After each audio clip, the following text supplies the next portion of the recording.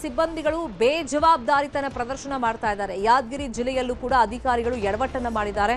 ಮರದ ಕೆಳಗಡೆ ಕೂತ್ಕೊಂಡು ದಾಖಲೆಗಳ ಪರಿಶೀಲನೆಯನ್ನ ಮಾಡ್ತಾ ಇದ್ದಾರೆ. ಗುರುಮಿಠಕಲ್ ಮತಕ್ಷೇತ್ರದ ಕೆಂಚುಗಾರನಹಳ್ಳಿಯಲ್ಲಿ ಘಟನೆ ನಡೆದಿರೋದು ಬಿಎಲ್ಒ ಚುನಾವಣಾ ಆಯೋಗದ ಸಿಬ್ಬಂದಿಗಳ ಎಡವಟ್ಟಿದೆ.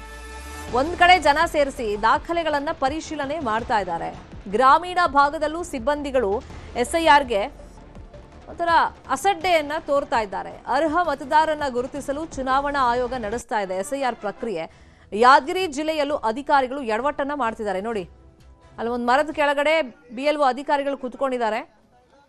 ನಿಮ್ಮ ಹತ್ರ ಏನ್ ಡಾಕ್ಯುಮೆಂಟ್ಸ್ ಇದೆ ಅದನ್ನ ತಗೊಂಬನ್ನಿ ಅಂತೇಳಿ ಸಾರ್ವಜನಿಕರಿಗೆ ಹೇಳಿದ್ದಾರೆ.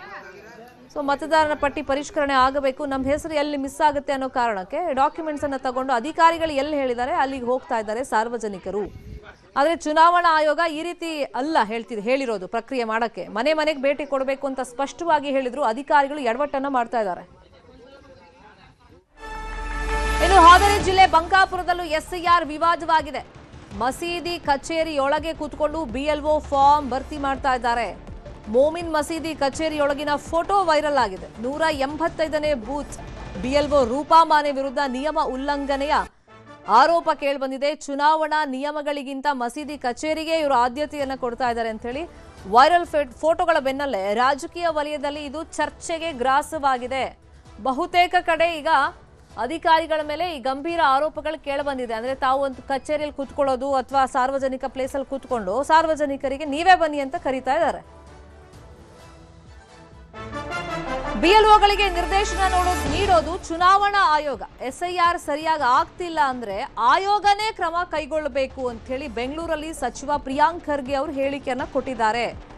ಎಲ್ಲಾ ಪಕ್ಷದ ಎಂಎಲ್ಎಗಳು ಇದಕ್ಕೆ ಶ್ರಮಿಸ್ತಾ ಇದ್ದಾರೆ. ಎಸ್ಐಆರ್ ಎಲ್ಲಾ ರಾಜಕೀಯ ಪಕ್ಷಗಳೂ ಮಾಡಬೇಕು, ಇದ್ರಲ್ಲಿ ರಾಜಕೀಯ ಮಾಡೋದು ಬೇಡ. ಇಲ್ಲ ಅಧಿಕಾರಿಗಳು ತಪ್ಪು ಮಾಡಿದ್ರೆ ಚುನಾವಣಾ ಆಯೋಗ ಇದೆ. ಚುನಾವಣಾ ಆಯೋಗ ಏನ್ ನಿರ್ದೇಶನ ಕೊಟ್ಟಿದೆ ಅದನ್ನ ಸಿಬ್ಬಂದಿ ಪಾಲನೆ ಮಾಡ್ತಾ ಇದ್ದಾರಾ ಇಲ್ವಾ? ಒಂದ್ ವೇಳೆ ಪಾಲನೆ ಮಾಡಲಿಲ್ಲ ಅಂತಂದ್ರೆ ಚುನಾವಣೆ ಆಯೋಗನೇ ಅಧಿಕಾರಿಗಳ ಮೇಲೆ ಕ್ರಮ ಕೈಗೊಳ್ಳಿ ಅಂತೇಳಿ ಗೃಹ ಸಚಿವ ಪ್ರಿಯಾಂಕ್ ಖರ್ಗೆ ಹೇಳಿದ್ದಾರೆ.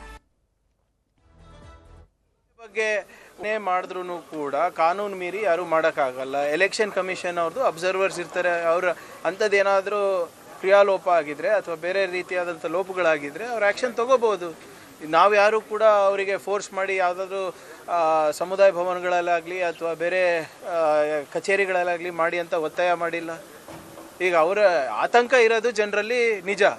ಅದಕ್ಕೆ ಅಲ್ವಾ ನಾವು ಹೇಳಿರೋದು ಕ್ಯಾಬಿನೆಟ್ನಲ್ಲಿ 12 ಪ್ರಶ್ನೆಗಳನ್ನು ಕೇಳಿದ್ದೀವಿ. ಇದೆಲ್ಲನೂ ಗೊಂದಲ ನಿವಾರಿಸ್ಬಿಟ್ಟು SIR ಮಾಡಿ ಅಂತ. ಇದಕ್ಕೆ ಯಾರು ಹೊಣೆಗಾರರು? ಈಗ ಜನರಲ್ಲಿ ಇವತ್ತು ಆತಂಕ ಇದೆ, ಸಂಶಯ ಇದೆ. ಈ ಇಡೀ ಪ್ರಕ್ರಿಯೆ ಬಗ್ಗೆ ಒಂದು ಅನುಮಾನ ಇದೆ ಅಂದರೆ ಜವಾಬ್ದಾರಿ ಯಾರು? ರಾಜ್ಯ ಸರ್ಕಾರನ? ರೂಲ್ಸ್ ನಾವು ಮಾಡ್ತೀವಾ?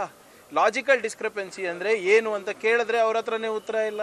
ನೋಡಿ, ಎಲ್ಲರೂ ಕೂಡ MLAಗಳಿರ್ಬೋದು, BJP MLA ಇರ್ಬೋದು, ಕಾಂಗ್ರೆಸ್ MLA ಇರ್ಬೋದು, ಎಲ್ಲರೂ ಕೂಡ ಇದಕ್ಕೆ ಶ್ರಮಿಸ್ತಾ ಇದ್ದಾರಲ್ವಾ? ಯಾಕೆ? ಮತದಾರರಿಗೋಸ್ಕರ. ಈಗ ಅದಕ್ಕೆ ಮತ್ತಷ್ಟು ಸುದ್ದಿಯನ್ನು ನೋಡ್ತಾ ಹೋಗೋಣ. ಚಿಕ್ಕದೊಂದು ಬ್ರೇಕ್ ಆದ್ಮೇಲೆ